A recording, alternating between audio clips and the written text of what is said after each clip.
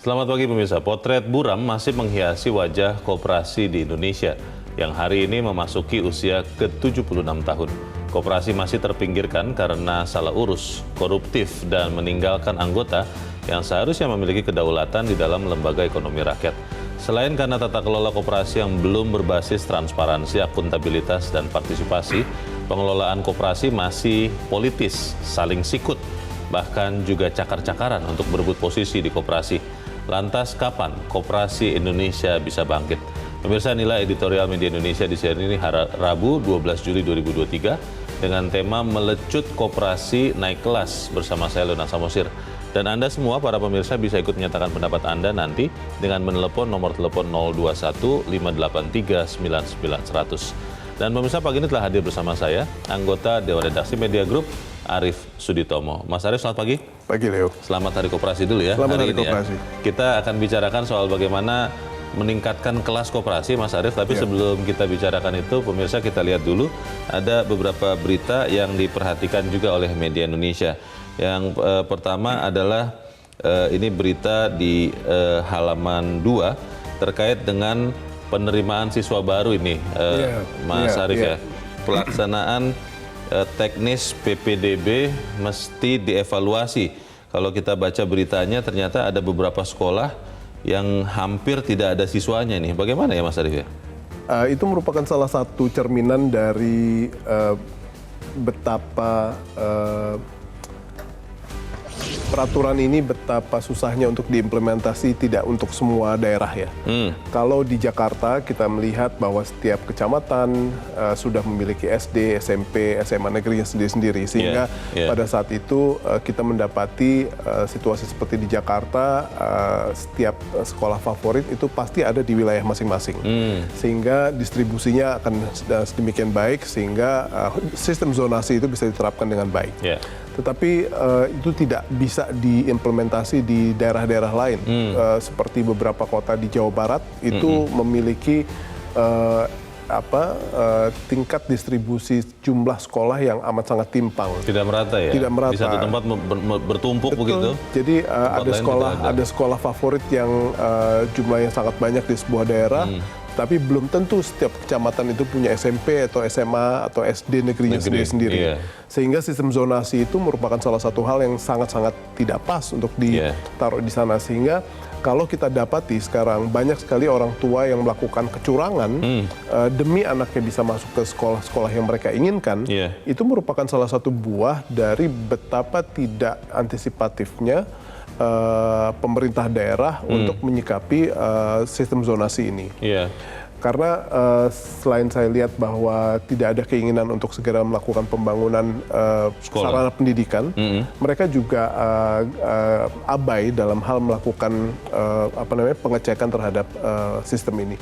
Oke, ini harus segera ada jalan keluar ya, karena jangan sampai kemudian ya sekolah-sekolah yang kekurangan siswa itu juga tidak bisa hidup begitu ya. Dan siswa yang bertumpuk juga tidak bisa dapat kursi untuk sekolah. Kita harapkan ini Menteri Pendidikan dan Kebudayaan segera turun tangan, mungkin lewat kerjasama dengan kepala-kepala daerah supaya siswa bisa tetap belajar. Kita tunggu nanti kelanjutannya seperti apa Mas Arief. Kita beralih ke berita selanjutnya pemirsa, kali ini dari halaman 4 terkait dengan pemilu 2024. Warga butuh profil bacalek. Bacalek itu bakal calon anggota legislatif lebih awal. Ini melihatnya kemana ya? Saya kadang-kadang ingin lihat, tapi juga masih belum tahu mau lihatnya di mana ya bacalek ini ya, Mas Arief? Ya harusnya sudah diumumkan secara publik pada jadwal yang setelah ditentukan, karena rekam jejak dari seseorang bacalek ini merupakan salah satu hal yang harus dibantu oleh pengecekan rekam jejak mereka oleh publik, mengingat apa yang kita akan dapati nanti setelah tahun 2024 bulan Oktober adalah orang-orang terbaik yang menjadi wakil rakyat. Harapannya seperti itu, karena jangan pernah disepelekan apa yang menjadi kemampuan rakyat untuk menilai siapa mereka, karena banyak sekali orang-orang atau kita kecolongan tentang misalnya ada beberapa calon wakil rakyat yang merupakan narapidana atau berbagai macam kualitas kehidupan pribadi, catatan-catatan kehidupan pribadi mereka yang kurang pas untuk dijadikan orang menduduki jabatan tersebut. Jadi ya itu datangnya semua dari publik. Jadi saya pikir rekam jejak mereka dan waktu yang cukup adalah dua kombinasi yang baik untuk kita bisa sedikit menjamin siapa yang duduk menjadi wakil rakyat kita. Ya, saya jujur agak sangat sanksi sih, bukan agak, sangat sanksi Mas Arief, bahwa ada kita yang meluangkan waktu untuk mencari tahu itu. Beberapa teman kebanyakan cerita setelah keluar dari bilik suara, tadi mencoblos yang mana? Asal coblos aja katanya. Atau yang penting partainya, ada atau partainya yang saya coblos lambangnya itu. Jadi ya harapan kita sih untuk 2024 jangan begitu lagi ya, Mas Arief ya. Supaya kemudian yang dipilih juga berkualitas. Dan ini sebenarnya juga sangat merugikan buat bacalek ya. Kalau misalnya mereka tidak bisa dideteksi secara tepat waktu oleh publik. Jadi ya ini merupakan salah satu hal yang kita himbau agar segala proses dalam agenda pemilu nanti tepat waktu. Baik, kita tinggalkan berita itu, kita kembali ke halaman 2 pemirsa. Ini senapas dengan editorial. Di dalam berita di halaman 2 ini hasil dari wawancara khusus dengan Menteri Koperasi dan UKM Teten Mas Duki. Dikatakan di dalam berita ini negara kecolongan kasus koperasi. Tadinya saya pikir yang bisa kecolongan warung di pinggir jalan begitu Mas Arief, atau rumah kita, tapi ternyata negara bisa kecolongan juga. Ini kenapa bisa kecolongan nih Mas Arief? Leo, kalau kita lihat koperasi itu adalah sebuah deklarasi dari bangsa ini oleh founding fathers kita tentang bagaimana kita harus mengurus perekonomian kita ke depan, perekonomian Pancasila. Dan secara eksplisit itu dirumuskan dalam pasal 33 ayat 1 bahwa perekonomian kita dikelola secara kekeluargaan. Dan itu adalah pengejawantahannya adalah koperasi. Namun kalau kita lihat bagaimana koperasi di Indonesia sangat tidak maju, sangat dianaktirikan. Itu saya melihatnya bukan kepada tata kelola, bukan pada pengawasan, tapi ujung-ujungnya adalah bagaimana keberpihakan politik kita.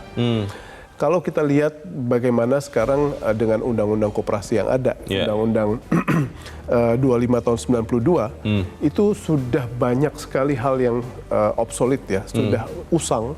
Di saat sekarang lembaga-lembaga keuangan seperti perbankan sudah mengurus atau memproyeksikan tentang ekosistem digital mereka, koperasi belum punya ekosistem sama sekali.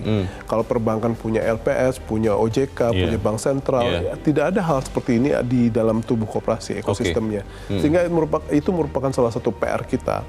Kalau kita ingin memiliki daya dukung yang besar lewat UMKM, dan saya pikir kalau kita mau memajukan UMKM, ya koperasi lah badannya. Betul. Ini mengantarkan kita juga ke editorial Mas Arief dan pemirsa yang diberi judul pada hari ini seiring dengan Hari Koperasi, melecut koperasi naik kelas. Pertanyaan besarnya adalah Mas Arief, apakah memang benar bahwa kita, bukan hanya pemerintah sih, masyarakat Indonesia masih merasakan atau mengakui keberadaan koperasi seperti yang tadi Mas Arief katakan? Apakah memang berpikirnya ke situ atau berpikirnya ke bentuk-bentuk usaha yang lain seperti PT misalnya begitu? Apakah memang koperasi di Indonesia ini memang mau naik kelas atau bagaimana? Bisa dilecut apa tidak? Bagaimana Mas? Kalau kita lihat siapa sih yang menjadi kliennya atau nasabahnya koperasi atau orang yang menggunakan jasa koperasi khususnya untuk simpan pinjam ya, itu bukan masyarakat orang-orang yang menengah ke atas. Mereka adalah orang-orang kelas bawah yang pada dasarnya memiliki bankability-nya yang belum bankable lah yang disuruh ke bank aja masih agak ragu mereka untuk berhubungan sama bank. Jangan-jangan tidak punya rekening bank juga ya? Betul. Masih ada juga. Dan dengan sistem kependudukan Dukcapil kita yang seperti ini, masih banyak administrasi kependudukan menjadi PR buat warga masyarakat. Dan siapa yang bisa menjawab hal tersebut, siapa yang bisa menolong mereka, itu adalah koperasi. Jadi kalau misalnya kita sekarang bertanya, apakah benar ini mau naik kelas? Harus naik kelas. Karena pada dasarnya masyarakat kita banyak yang masih sangat membutuhkan koperasi. Dan itulah yang pada akhirnya harus juga dikembangkan bukan saja buat masyarakat kelas bawah, tapi juga untuk bisnis-bisnis besar. Karena di berbagai macam negara maju, kooperatif itu merupakan salah satu sokoguru.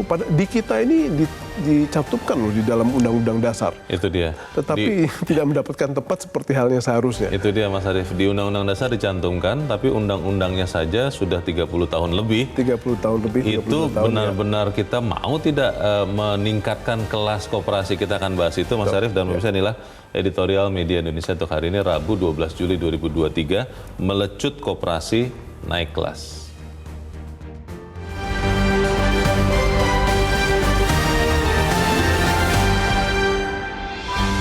Melecut koperasi naik kelas.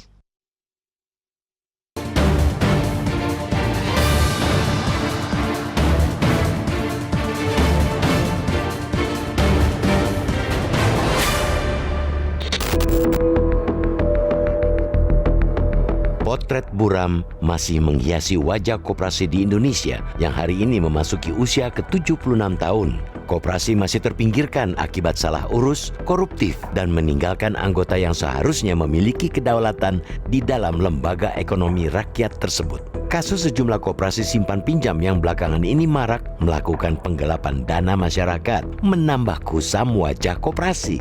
Sebanyak 8 kasus koperasi simpan pinjam yang gagal bayar sewaktu pandemi COVID-19 merugikan anggotanya sebesar 26 triliun rupiah.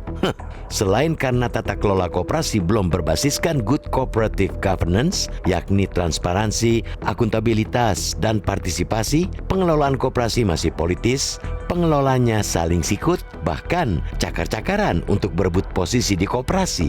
Mereka ujung-ujungnya menjadikan koperasi tunggangan untuk meraih posisi politik yang tinggi di masyarakat. Contohnya, Dewan Koperasi Indonesia atau Dekopin masih dilanda perpecahan. Dualisme kepengurusan masih belum terselesaikan. Melihat fakta-fakta tersebut, proklamator Bung Hatta mungkin akan menangis. Karena koperasi yang dicita-citakan menjadi soko guru perekonomian Indonesia masih jauh panggang dari api. Kehadiran koperasi di tanah air tak sekadar tuntutan konstitusi, melainkan sudah menjadi bagian nafas ekonomi rakyat. Menurut Bung Hatta, satu-satunya jalan bagi rakyat untuk melepaskan diri dari kemiskinan adalah dengan memajukan koperasi di segala bidang. Sebagai bangsa Indonesia yang memiliki dasar negara Pancasila, seharusnya kita malu dengan negara-negara lain di mana koperasinya maju dan terdepan, bersaing dengan lembaga ekonomi atau bisnis yang lain. Tengok saja koperasi di Spanyol yang bernama Mondragon. Koperasi pekerja yang didirikan pada 14 April 1956 di kota Mondragon, Spanyol tersebut sejak awal berdiri sangat menekankan asas kekeluargaan dan kerjasama. Asas ini terlihat pada kebijakan dan sikap para pengurus dan anggotanya. Koperasi ini mampu bertahan dari krisis. Bahkan saat ini menjadi perusahaan ke-7 terbesar di Spanyol. Hebatnya lagi, anak perusahaan koperasi tersebut sudah bisa dijumpai di beberapa negara seperti Mesir, Tiongkok, dan Asia lainnya. Kisah sukses koperasi lainnya adalah Koperasi Tani Zen-no, Jepang, yang merupakan induk koperasi pertanian Jepang yang berdiri pada 1972. Koperasi ini beranggotakan 10 koperasi pertanian tingkat sekunder provinsi, 43 koperasi sekunder khusus, dan 66 koperasi bermacam jenis. Dengan jumlah anggotanya yang mencapai jutaan, koperasi ini terus berkembang dan mampu melampaui zaman yang banyak mendisrupsi entitas bisnis yang tak beradaptasi dan tak berinovasi sesuai tuntutan zaman. Indonesia memiliki modal dasar untuk perkembangan koperasi.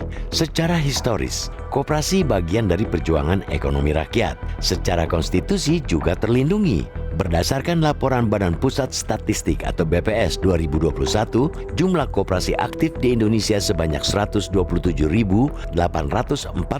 unit dengan volume usaha sebesar 182,35 triliun rupiah pada 2021. Jumlah itu naik 0,56% dibandingkan tahun sebelumnya sebesar 127.124 unit dengan volume usaha 174,03 triliun rupiah.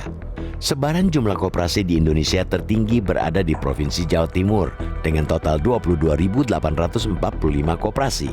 Provinsi Jawa Barat berada di peringkat kedua dengan 15.621 koperasi, sementara Sumatera Utara berada di peringkat ketiga dengan 5.033 koperasi, dan di DKI Jakarta memiliki jumlah koperasi yang signifikan yaitu sebesar 4.542 koperasi menempati peringkat keempat, dan Sulawesi Selatan berada di peringkat kelima dengan 4.535 koperasi. Banyak koperasi di tanah air yang tumbuh berkembang dengan tata kelola yang baik. Hal ini seharusnya menjadi role model dan mampu menginspirasi koperasi-koperasi lainnya. Kementerian Koperasi dan Usaha Kecil Menengah harus berada di garda terdepan mengembangkan koperasi ke level yang lebih tinggi, naik kelas secara bermartabat. Upaya pemerintah merevisi Undang-Undang Nomor 25 Tahun 1992 tentang perkoperasian harus menjawab tantangan yang ada. Koperasi harus lebih lincah bergerak, bisa diawasi, dan mensejahterakan anggotanya. Koperasi jangan lagi menjadi alat tipu-tipu, tunggangan politik, dan praktek lancung lainnya.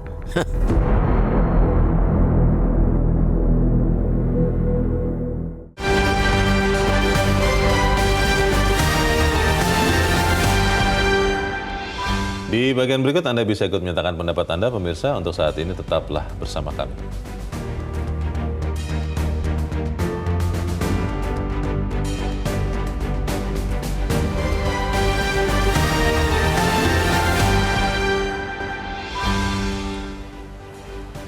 Terima kasih Anda masih bersama kami di Editorial Media Indonesia. Pemirsa, Mas Arief, kita mau bertanya dulu, Mas. Kita saat ini sudah tersambung lewat saluran telepon dengan Deputi Bidang Perkoperasian dari Kementerian Koperasi dan UKM, Ahmad Zabadi. Pak Zabadi, selamat pagi. Pagi, Pak Leo. Pak Ya. Pak Zabadi, di ulang tahun ke-79 ya untuk hari ini, Koperasi Indonesia diharapkan naik kelas. Tapi pertanyaan saya begini, Pak Zabadi. Apakah benar harapan untuk naik kelas itu benar-benar ada saat kita punya rancangan undang-undang koperasi tidak disegerakan, tidak masuk prolegnas prioritas, saat undang-undang yang ada sudah 30 tahun lebih, saat Menteri Koperasi pun mengakui kecolongan di beberapa kasus koperasi, apakah kemudian benar-benar kita mau naik kelas atau jangan-jangan dengan sadar kita tahu bahwa kita tidak belajar dengan baik dan untuk bertahan di kelas pun tidak bisa begitu. Bagaimana Pak Zabadi? Baik, kesempatan pagi ini pertama izinkan saya untuk mengucapkan dulu selamat Hari Koperasi Ya. ke-76, Pak Leo, untuk seluruh 76 ya? Oke. Ya, 76 bagi seluruh pengurus dan anggota koperasi, penggiat, penggerak dan pembina koperasi seluruh tanah air tercinta kita Indonesia ini. Oke. Terkait dengan apa yang ditanyakan oleh Pak Leo, saya kira kalau secara statistik kita masih memiliki harapan yang cukup besar terkait dengan perkembangan koperasi di tanah air kita. Karena sebenarnya data-data menunjukkan bahwa masih terjadi pertumbuhan positif dari sisi masyarakat yang tergabung dalam koperasi, perkembangan usaha-usaha koperasi. Sisi lain apa yang disampaikan oleh Pak Arief memang bahwa kita memang ingin mendorong mengakselerasi pertumbuhan koperasi ini, terutama untuk membangun ekosistem kelembagaan koperasi. Ini melalui satu perubahan yang mendasar dari Undang-Undang 25 tahun 92 yang memang sudah sangat tua tadi untuk kita ganti perbarui undang-undang yang baru. Saat ini RUU sudah selesai dalam tahap proses pembahasan harmonisasinya selesai. Dalam waktu dekat, insya Allah segera ada surat Presiden yang ditujukan kepada DPR untuk kemudian kita harapkan untuk segera dapat dilakukan pembahasan di DPR. Bahwa koperasi tidak masuk dalam prolegnas itu adalah karena memang tidak perlu RUU Perkoperasi ini masuk dalam kumulatif terbuka. Kumulatif terbuka artinya sewaktu-waktu di mana sudah ada persetujuan antara pemerintah dengan DPR ini sudah dapat diajukan. Sehingga insya Allah kita harapkan dalam waktu tidak terlalu lama kita sudah bisa melakukan pembahasan bersama dengan DPR. Inilah harapan kita untuk adanya kemudian perubahan dari sisi regulasi dengan terbangunnya ekosistem Baik. kelembagaan koperasi, Pak- insya Allah kita berharap Ya. koperasi kita bisa naik kelas. Pak Zabadi, memang jumlah ini hasil wawancara khusus Media Indonesia dengan Menteri Koperasi Pak Teten Masduki. Memang yang disebut oleh Menteri Koperasi kecolongan itu 8 koperasi ya. Tapi ini kan nilainya juga besar, 26 triliun. Dan ini sebetulnya lebih kepada image koperasi bagi semua pihak, terutama untuk orang yang mau ikut sumbang dana di situ. Pertanyaannya, kalau dikatakan kecolongan, artinya sambil menunggu undang-undang yang baru, itu kan artinya ada potensi kecolongan lagi nih Pak Zabadi. Bagaimana Pak? Ya, kita sudah melakukan berbagai langkah preventif, antara lain melalui penguatan kerjasama kita dengan pihak aparat penegak hukum, terutama dari Baris Krim Polri, dan kemudian dengan Kejaksaan Agung. Lebih dari itu juga secara khusus untuk koperasi simpan pinjam, ini juga kita melakukan satu kerjasama intensif di dalam melakukan fungsi pengawasan dan pengembangannya melalui kerjasama kita dengan OJK dan PPATK. Saat ini untuk koperasi simpan pinjam wajib terhubung dengan UAML PPATK. Artinya transaksi-transaksi yang dilakukan oleh koperasi simpan pinjam akan dapat secara cepat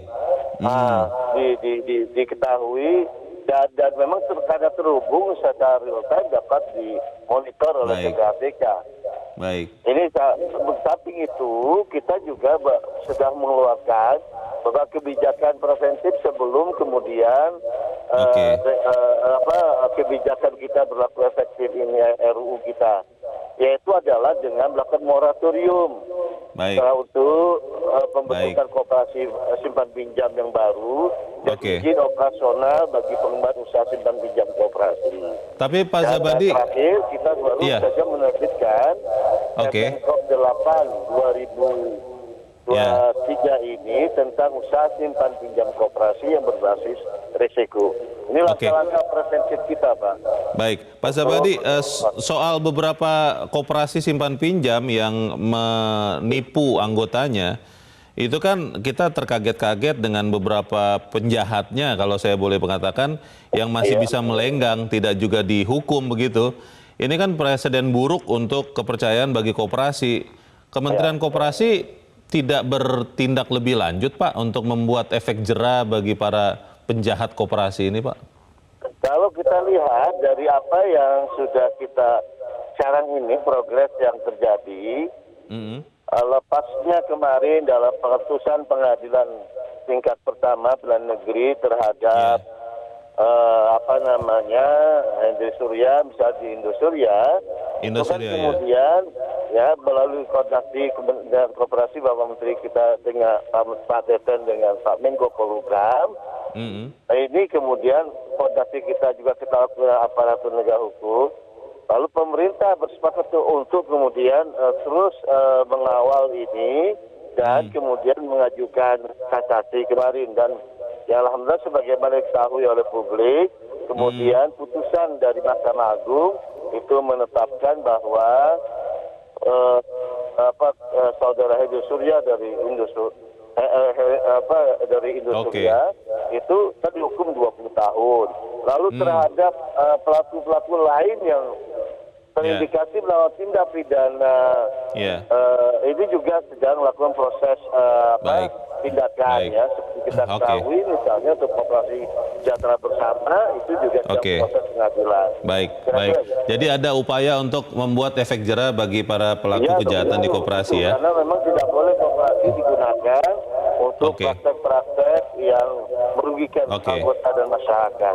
Kita dukung Pak Zabadi supaya undang-undang koperasi yang baru yang memang relevan atau up to date itu segera ada, supaya kemudian koperasi ini benar-benar serius untuk naik kelas. Sekali lagi selamat Hari Koperasi, terima kasih Deputi Bidang Perkoperasian Kementerian Koperasi dan UKM Ahmad Zabadi sudah mencerahkan kami. Selamat pagi Pak Zabadi.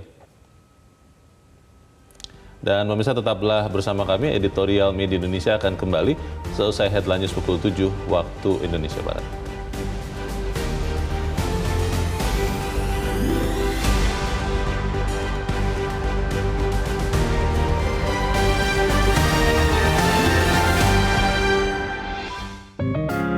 Media Indonesia mengajak Anda untuk mengakses fitur premium e-paper. Dengan sajian konten berbasis intelektual dan meneguhkan kebangsaan, Media Indonesia tampil dengan lebih dinamis melalui e-paper Media Indonesia yang dapat Anda akses kapan saja, di mana saja. Caranya mudah, download aplikasi Media Indonesia di Android atau ketik link e-paper.mediaindonesia.com atau bisa scan QR Code pada layar kaca Anda. Klik tab e-paper di bagian samping layar tablet Anda, daftarkan data diri, serta pilih paket berlangganan e-paper Media Indonesia sesuai dengan kebutuhan Anda. Nikmati juga bonus spesial tambahan 4 halaman rubrik fokus setiap hari. Semua bisa Anda dapatkan hanya di e-paper Media Indonesia. Untuk informasi lebih lanjut, hubungi customer service di nomor 0811 1201 2018 atau kunjungi media sosial @mediaindonesia. Media Indonesia, referensi bangsa. Terima kasih pemirsa, Anda masih bersama kami di Editorial Media Indonesia dan kita kali ini akan juga mendengarkan Mas Arief pendapat dari pemirsa Metro TV. Saat ini kita sudah terhubung dengan pemirsa Metro TV di Medan, Sumatera Utara, ada Pak Sukiwi. Pak Sukiwi, selamat pagi. Ya, selamat pagi Bung Leo, selamat pagi Mas Arief. Selamat pagi Pak Sukiwi. Bagaimana Pak pendapat Anda Pak? Koperasi diharapkan naik kelas, tapi pertanyaan besar kalau saya Pak, apakah benar Indonesia, masyarakat Indonesia, Anda ya Pak Sukiwi, masih butuh koperasi Pak? Bagaimana Pak?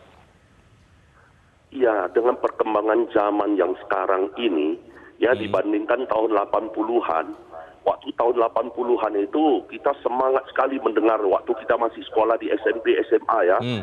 Masalah tentang koperasi ini kan diajarkan terus. Jadi kita mendengar usaha bersama ini kita sangat semangat. Wah, sangat bagus karena di dalam koperasi ini ada sistem gotong royong, ada simpan pinjam yang lain. Wah, sangat kita kuasai. Tapi kalau untuk zaman sekarang ini sepertinya kata koperasi ini udah sunyi senyap gitu, udah nggak begitu kedengaran lagi di sekolah-sekolah. Berhubung karena apa? Ya sekarang perkembangan zaman ini soalnya misalnya soal simpan pinjam ini sudah banyak bank, kemudian ada kalau mau pinjam sekarang sudah bisa online, ada pinjam online. Wah semua ini berkembang sangat pesat. Kalau koperasi tidak upgrade, tidak membangun dirinya dengan baik, apalagi sekarang kita dengar ada koperasi yang sangat jahat di mana dana anggotanya itu ditipu. Digelapkan. Nah, inilah yang sangat jelek. Kalau ini nggak cepat diselesaikan oleh kementerian ataupun oleh pemerintah, maka koperasi ini bukan mau bertumbuh, malah bisa hilang dari ini Indonesia. Kenapa? Orang tidak percaya lagi. Orang akan tidak percaya lagi kepada koperasi. Orang lebih percaya lagi kepada perkembangan sekarang yang bertumbuh pesat itu. Jadi kepada pemerintah kita harapkan juga kepada kementerian sungguh-sungguhlah adakan pengawasan, kemudian adakan upgrade diri, bagaimana benar-benar koperasi ini bisa menguntungkan anggotanya. Jangan banyak koperasi yang hanya merugikan anggotanya, kasih pinjam tapi bunganya tinggi, Tapi kalau waktu anggotanya memberi simpan tapi bunganya rendah, nggak sesuai gitu. Inilah harapan kami masyarakat. Pak Sukiwi, kalau kita lihat sebetulnya kan dengan ada kementerian, kalau saya berpikirnya sederhana saja Pak, karena pemerintah sampai membentuk satu kementerian khusus untuk mengurusi koperasi, kan harusnya itu artinya keberpihakannya jelas untuk mengurus koperasi. Tapi di sisi yang lain kalau kita lihat undang-undangnya Pak, itu umurnya sudah 30 tahun lebih, mau diperbaharui tidak juga segera ada. Ini kan semacam seperti mendua hati begitu pemerintah. Kalau Anda lihat apakah memang benar-benar pemerintah ingin memajukan koperasi atau karena ini kurang populer atau makin usang mungkin seperti yang tadi Pak Sukiwi katakan, ya sudah nanti-nanti saja. Anda melihatnya seperti apa Pak? Bisa aja terjadi demikian, karena apa? Dikuasai oleh oligarki. Karena sekarang bank-bank besar ini ya mereka kan bisa menyuntik dana kepada DPR lah ataupun pemerintah supaya undang-undang koperasi ini nggak usah disahkan dulu. Bisa jadi seperti itu ya. Iya, bisa aja terjadi seperti itu. Akhirnya ya koperasi itu mati pelan-pelan aja. Tapi yang bank-bank besar itu semakin berkembang pesat. Nah, itulah kita lihat situasi perpolitikan di Indonesia ini. Semua bisa diatur. Akhirnya rakyatnya yang rugi. Ya, terima kasih. Baik, terima kasih Pak Sukiwi untuk pendapat Anda dari Medan, Sumatera Utara. Selamat pagi. Di belakang Pak Sukiwi ada Pak John Veto di Batam, Kepulauan Riau. Pak John, selamat pagi. Selamat pagi, Bung Leo. Selamat pagi, Mas Arief. Salam sehat selalu. Salam sehat. Silakan Pak John, pendapat Anda, Pak. Ya, ini melecut koperasi naik kelas. Jadi sedih, saya agak sedih juga koperasi. Kenapa, Pak? Karena satu kata Bung Leo tadi, koperasi kita ini diurus oleh satu menteri. Coba bayangkan, sampai dari pusat, provinsi, sampai kabupaten kota. Di provinsi ada dinas koperasinya. Jadi kalau dulu waktu saya di SD, saya tengok itu koperasi ke UD, di mana-mana bersebar. Dari pasar-pasar ada koperasi ini. Pedagang-pedagang pasar-pasar itu dia berurusan dengan koperasi. Sekarang udah mati suri. Jadi sedih, pasti sedih ya. Almarhum wakil presiden kita yang pertama, Pak Hatta itu, karena dia pendiri koperasi. Jadi Bung Hatta. Jadi begini, yang Bung Leo tadi ada yang di negara Eropa, Jepang, baru dia puluhan tahun 70-an dia koperasi, tapi koperasinya berhasil. Seharusnya kita yang paling berhasil, karena saya rasa ini banyak negara lain mengadopsi kita menurut pola kita berkoperasi Indonesia, karena Indonesia ada salah di dunia mendirikan koperasi pertama. Jadi begini, sekarang koperasi itu ada, Bung Leo, ya ada. Marak, Bung Leo, di daerah marak. Tapi koperasi, kalau saya juruti, koperasi namanya 47, Bung Leo. Apa itu? Pinjam 4, bayar 7. Di KSP itu. Oh. Ini sama dengan rentenir. Ada. Ini sangat dahsyat sebenarnya. Oke. Nah, jadi ini sangat berbahaya sebenarnya. Mudah-mudahan, dulu kita melihat, cobalah betul-betul dibenahi betul. Di DPR, saya takutnya betul kata yang penelpon pertama tadi. Kenapa kok sebesar itu menteri yang mengelola satu orang menteri? Masa kan tak pernah meningkat koperasi kita, naik kelas koperasi kita? Kenapa ini? Kan ini pasti ada apa-apanya, Bung Leo. Berapa anggaran ini kucurkan setiap daerah, setiap provinsi untuk koperasi, tapi tak ada muncul kok saya tengok. Jadi ini mudah-mudahan ini langkah tepat lah ya. Selamat pada koperasi 76 tahun, 2 tahun bedanya dengan kemerdekaan kita koperasi. Coba bayangkan. Baik. Terima kasih banyak. Terima kasih. Baik, terima kasih Pak John Veto di Batam, Kepulauan Riau untuk pendapat Anda. Selamat pagi, Pak. Pertanyaan besarnya kan itu ya, Mas Arief. Ketika misalnya bicara simpan pinjam, karena banyak koperasi di Indonesia simpan pinjam, kan serangan pinjol itu kan begitu dahsyat, masif. Bukan hanya di kota-kota, di desa-desa juga mereka masuk. Lalu kemudahan menggunakan teknologi digital. Hampir semua orang sekarang di Indonesia punya handphone begitu. Nah, pertanyaannya, relevansi koperasi di kehidupan masyarakat Indonesia sekarang itu seperti apa sehingga kita masih bisa berharap bahwa koperasi mau atau bisa naik kelas? Ya, pertanyaan itu sangat baik ya, Leo, bahwa bagaimana membuat koperasi tetap relevan di saat kita mendapatkan perkembangan teknologi informasi yang sedemikian pesat gitu ya. Di saat perbankan sudah mulai memikirkan ekosistem digitalnya, sekarang ekosistem yang baik buat koperasi sendiri belum terbentuk gitu ya. Jadi ini merupakan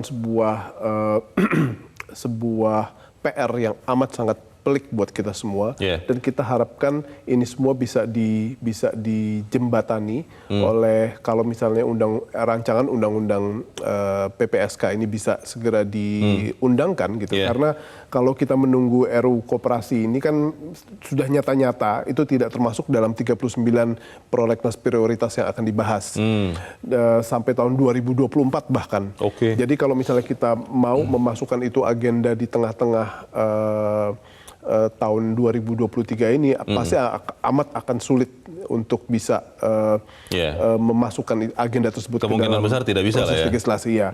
Jadi apabila itu bisa dijembatani oleh omnibus, berbagai macam regulasi yang akan membuat koperasi itu bisa naik kelas, bisa membentuk ekosistem dengan baik, saya pikir mereka akan bisa tetap relevan. Masalahnya sekarang yang nakal-nakal ini sampai undang-undang itu dijadikan itu siapa yang atur? Itu dia. Karena ini yang merupakan salah satu hal yang justru amat sangat berbahaya. Apabila sekarang sebagian besar koperasi yang lukratif itu adalah bukan koperasi-koperasi yang pada dasarnya punya basis sebuah komoditas gitu, misalnya seperti GKBI untuk para pengrajin batik atau Kopti pengrajin kedelai itu kan besar. Tapi sekarang ada kegiatan produktif yang terjadi ya. Nah, sekarang ini kita harus berhadapan sama yang tadi Pak John Veto bilang gitu ya. Sekarang koperasi-koperasi simpan pinjam itu merupakan salah satu badan yang bisa menjangkau masyarakat yang tidak mampu, yang tidak bankable, tapi bunganya amat sangat tinggi. Gitu ya. Dan artinya di sana mereka sudah menggantikan kedudukannya rentenir kalau begitu. Dan ini merupakan salah satu hal yang harus dicermati, diatur dengan amat sangat ketat, gitu ya. Karena kalau mereka memang mau menjadi bank bayangan, seharusnya pemerintah sudah harus melakukan tindakan amat tegas. Mereka harus pindah jalur.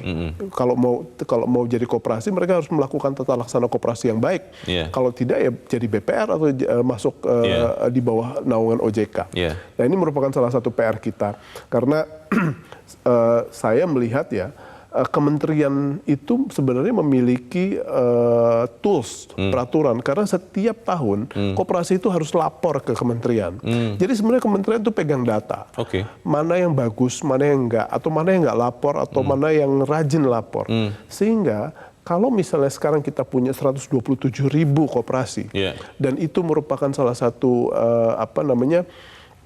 jumlah unit yang dengan sangat mudah bisa kita kontrol, seharusnya itu bisa kita mainkan peranan kementerian tersebut agar tidak memberikan korban yang berjatuhan seperti yang kemarin-kemarin. Ada 8 koperasi yang membuat rusak seluruh image koperasi yang ada dan bisa membuat kepercayaan terhadap koperasi malah jadi sangat tambah buruk. Pertanyaan besarnya itu sih Mas Arief, ketika di kabinet ada Menteri Keuangan yang mengatur semua lembaga keuangan juga, bukan hanya masalah lembaga sebenarnya, kan masalah keuangan negara ini, dan lembaga keuangan, ada Menteri Koperasi yang mengatur hanya koperasi loh. Betul. Itu kan berarti kedudukannya setara kan, sama-sama menteri, sama-sama membantu presiden. Tapi masih ada masalah di koperasi, penipuan segala macam, lalu undang-undangnya, pengawasnya, sampai sekarang 76 tahun tidak ada juga. Ini negeri kita ini seperti apa sebenarnya? Serius atau tidak mengurusi koperasi ini, Mas Arief? Pertanyaan Leo bisa dijawab dengan amat sangat mudah. Artinya, kalau sekarang kita mendapati bahwa ada undang-undang yang sudah 32 tahun. Menurut saya undang-undang koperasi umurnya 32 tahun ini bukan masalah ya. Ada banyak undang-undang yang lebih tua dari undang-undang koperasi, tetapi masih tetap relevan. Masalahnya sekarang perkembangan teknologi yang membuat koperasi makin lama makin tidak relevan itu sangat-sangat menggerus nyata-nyata. Dan ini merupakan salah satu hal yang membuat kita harus segera mendorong para wakil rakyat ini untuk segera mementingkan hal ini. Kalau saya ingin sekali kita bisa merombak apa yang menjadi daftar dari 39 rancangan undang-undang prolegnas yang prioritas. Ini merupakan salah satu hal yang sangat mendesak. Apakah kita masih mau menunggu ada orang-orang yang dirugikan lagi, korban-korban berikutnya? Karena kalau misalnya kita melihat ya, 32 tahun ini sebenarnya sudah terlalu lama untuk kita menunggu agar perbaruan-perbaruan itu. Meskipun sekarang kita punya PP nomor 9 tahun 1995 yang mengatur tentang koperasi simpan pinjam, itu masih banyak hal yang pada dasarnya masih bolong-bolong. Sehingga pada akhirnya yang kita perlukan lebih kepada bagaimana dukungan politik dari para wakil rakyat kita. Dan harus diingat loh, RUU Koperasi itu juga bukan inisiatif DPR, itu inisiatif pemerintah. Gitu ya. Nah sekarang kalau misalnya DPR benar-benar mau melindungi konstituennya, mau melindungi warganya, sebagai wakil rakyat mereka harus menempatkan hal ini sebagai prioritas. Dan ini merupakan salah satu pengejawantahan dari bakti mereka kepada konstituen mereka masing-masing. Pengawasannya saja tidak ada, lalu undang-undangnya ya sudah pasti banyak yang berubah ya Mas Arief, 30 tahun lebih. Kemudian pertanyaan besarnya adalah, benar-benar tidak sih kita mau menaikkan kelas koperasi ini, atau dibiarkan saja bertahan karena sama dengan seperti makhluk hidup yang lain, kemampuan survival itu ada, ya sudah dibiarkan begitu saja. Yang kita lihat sekarang itu kan seperti itu, Mas Arief. Dan jangan-jangan nanti pada suatu masa kita baru tersadar, oh iya ada yang namanya koperasi ya gitu ya. Dan itu jangan sampai dilakukan. Kenapa? Hanya ada di museum begitu ya? Kita kan berharap ya, bangsa ini berharap bahwa UMKM itu akan menjadi sebuah sektor yang amat sangat kontributif pada PDB kita. Sekarang saja yang namanya sumbangan dari UMKM itu sudah 60%-an kepada PDB. Dan ini merupakan salah satu hal yang pada akhirnya harus bisa dijawab dengan tantangan zaman kita ke depan, di mana koperasi lah yang harus menemani UMKM tersebut.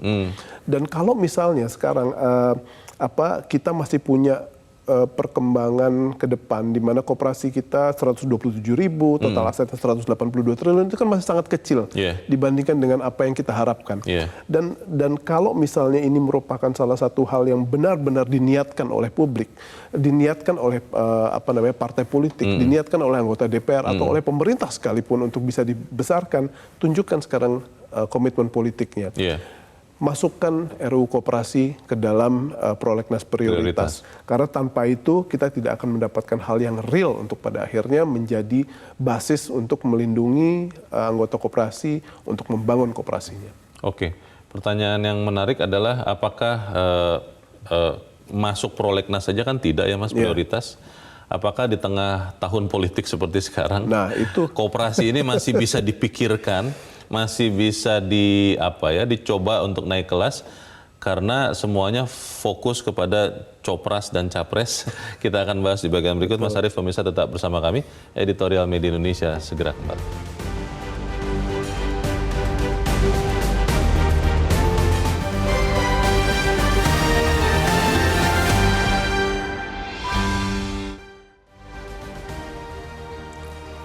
Terima kasih Anda masih bersama kami, dan kita ada di bagian akhir dari Editorial Media Indonesia untuk pagi ini. Pemirsa, Mas Arief, kalau kita bicara fokus ya, kalau saya lihat wakil rakyat, juga sebagian dari pemerintah, itu persiapan untuk pemilu 2024. Sehingga logikanya atau pertanyaannya adalah apakah koperasi yang menterinya ada, tapi undang-undangnya sudah 30 tahun lebih tidak diprioritaskan juga, pengawas koperasi saja tidak ada, itu apakah benar-benar kemudian kita bisa lihat koperasi ini tahun ini naik kelas? Akan sangat sulit ya, sejujurnya akan sangat sulit. Tapi saya berharap gini, koperasi itu kan tidak harus hanya koperasi simpan pinjam. Ada banyak sekali koperasi-koperasi yang punya nilai aset yang sangat-sangat besar, bahkan triliunan. Dan itu basisnya bukan simpan pinjam. Dan saya merasa bahwa ini merupakan salah satu percontohan di mana koperasi juga harus mulai peduli sama bidang usahanya seperti apa dan bagaimana bisnis modelnya. Dan ini merupakan salah satu hal yang pada akhirnya juga perlu peran dari kementerian. Karena sekarang pada akhirnya kalau misalnya DPR susah untuk memasukkan itu sebagai bagian dari prolegnas prioritas, sekarang kasih pemberdayaan pada kementerian. Apa yang saya maksud dengan pemberdayaan? Sekarang pembiayaan yang dicurahkan oleh di APBN buat kementerian koperasi itu hanya 1,3 triliun. Jadi saya pikir bagaimana cara mereka bisa mengawasi 127.000 unit koperasi dengan dana seperti itu, paling-paling hanya bisa coba melakukan sosialisasi kebijakan gitu ya. Nah ini yang pada akhirnya karena mereka nggak punya ekosistem yang baik gitu ya. Kalau misalnya perbankan punya bank sentral, punya OJK, punya LPS, koperasi nggak ada. Tidak ada satupun ya? Tidak ada satupun yang pada dasarnya, sementara perbankan sudah melangkah kepada pada ekosistem digital, ini belum sama sekali. Nah jadinya kalau kita ingin melakukan kenaikan kelas ini, ya sekarang berdayakan kementerian, tambahkan anggarannya agar mereka bisa melakukan fungsi pengawasan dengan jauh lebih baik. Kalau saat ini kan kita lihat perkembangannya ada pembagian tugas pengawasan ya Mas Arief ya. Di dalam wawancara ini saya kutip dengan Menteri Koperasi dikatakan bahwa ada pembagian tugas pengawasan dengan OJK juga. Ada koperasi simpan pinjam dan ada yang di luar itu. Kecenderungannya kalau saya lihat selama ini kalau ada yang berwenang lebih dari satu, biasanya ketika ada prestasi diklaim, ketika ada masalah, oh bukan saya, itu yang satunya lagi begitu. Nah ini dualisme pengawasan ini bagaimana ya kira-kira? Saya pikir belum, kalau yang dari yang catatan saya ya, ini merupakan hadirnya OJK untuk bisa melakukan pengawasan terhadap koperasi itu masih ada di dalam rancangan undang-undang PPSK. Jadi belum bisa diterapkan dan ini merupakan salah satu hal yang pada akhirnya harus ditentukan segera. Kenapa? Karena demi kita menjaga nilai-nilai prudensialitas dari koperasi, saya pikir mereka harus bisa membuka diri bagi lembaga seperti OJK untuk bisa menelaah dan mengawasi apa yang menjadi aktivitas mereka, apalagi yang bergerak di bidang simpan pinjam, karena itu mereka lakukan adalah penghimpunan dana publik. Nah masalahnya nih di dalam wawancara ini Mas Arief, ini saya kalau boleh kutip dengan Menteri Koperasi, dikatakan kan ada pertanyaan kenapa pengawasan koperasi tidak satu pintu. Sebelumnya atas usulan DPR semua KSP koperasi simpan pinjam diawasi OJK. Cuma OJK menolak karena mengaku akan keteteran mengawasi 18.000 KSP, akhirnya diputuskan bagi dua. Ini menurut Pak Teten Mas Duki nih. Oke. Ini kan jadi repot lagi nih Mas Arief. Bagaimana Mas Arief? Ya memang harus ada penegasan yang pada dasarnya bisa memberikan ruang buat salah satu pihak untuk pada akhirnya memberikan pengawasan ya. Karena kalau tidak ada ketegasan tersebut, sekarang pihak koperasi sendiri belum tentu mau juga dikontrol oleh OJK. Regulasi OJK ya. Jadi ini merupakan salah satu hal yang pada akhirnya memerlukan dukungan politik, baik itu diketok oleh DPR menjadi sebuah pasal di undang-undang atau oleh pemerintah. Jadi kalau kita melihat di ulang tahun ke-76 ini kita masih punya harapan koperasi di Indonesia bukan hanya relevan tapi bisa naik kelas, Mas Arief. Betul, melalui perangkat hukum yang ada. Ya, itu kita harapkan ya. Kita harapkan benar-benar koperasi di Indonesia relevan dan juga naik kelas. Mas Arief Suditomo, terima kasih sudah hadir tempat ini. Selamat pagi, Mas. Pagi. Pemirsa, banyak koperasi di tanah air yang tumbuh berkembang dengan tata kelola yang baik. Hal ini seharusnya menjadi contoh, menjadi role model, dan mampu menginspirasi koperasi-koperasi lainnya. Kementerian Koperasi, Usaha Kecil Menengah harus ada di posisi atau garda terdepan, mengembangkan koperasi ke level yang tinggi, naik kelas dengan bermartabat. Koperasi harus lebih lincah bergerak, bisa diawasi, dan juga menyejahterakan anggotanya. Koperasi jangan lagi menjadi alat tipu-tipu atau tunggangan politik, ataupun praktik lancung lainnya. Sekali lagi selamat Hari Koperasi, mari kita buat koperasi benar-benar menjadi soko guru ekonomi Indonesia. Saya Leonard Samosi berterima kasih Anda sudah menyimak editorial Media Indonesia untuk pagi ini. Terus jaga kesehatan Anda, terus jaga nurani Anda. Selamat pagi, sampai jumpa.